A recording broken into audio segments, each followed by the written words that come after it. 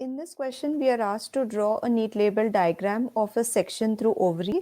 So I have shown a diagram of a sectional view of ovary or a transverse section of ovary. Now, I will explain all the parts to you one by one, starting with the blood vessels first. So as you can see in the diagram, there are these blood vessels present, the arteries and veins, and they are in the medulla region of the ovary. This region of the ovary is called as medulla, and the outer region towards the periphery, it is called as a cortex. And in the medulla, apart from blood vessels, there are nerve fibers also present. All right. And in the cortex region, you will see presence of these follicles. Now, what are primordial follicles?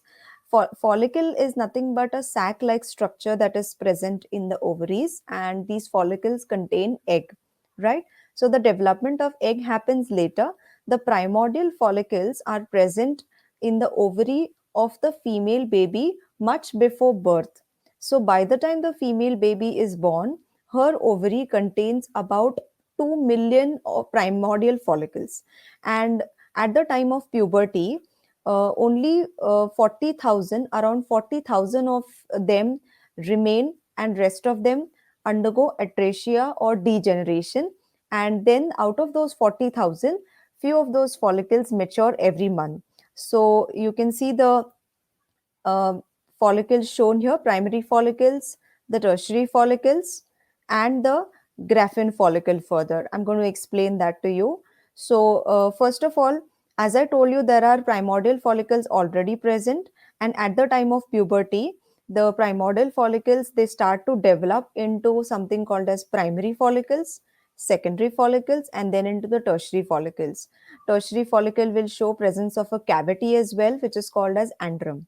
And then the tertiary follicle will finally mature into a large follicle here, which is called as a graphene follicle. This graphene follicle, it reaches to the edge of the ovary, and it ruptures to give out the ovum in a process called as ovulation, which happens every month and is an important step of menstrual cycle. And then, when the graphene follicle ruptures and the ovum is released, the remains of the graphene follicle is called as corpus luteum. You will see this yellow colored structure formed here. This is called as a corpus luteum, and it is the remains of graphene follicle.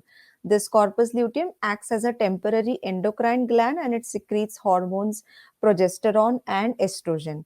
Later on, corpus luteum degenerates. All right, so that was the structure of ovary. I hope you have followed. Thank you.